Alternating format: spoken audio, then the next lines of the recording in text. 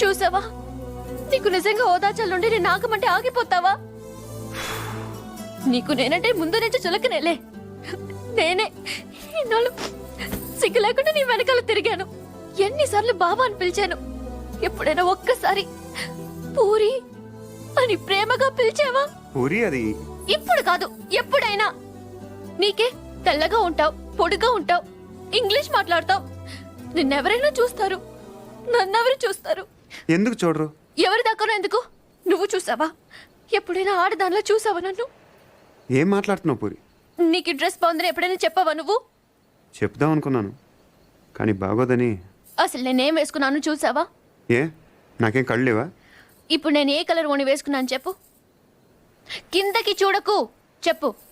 దానికి దీనికి లింక్ ఏంటి?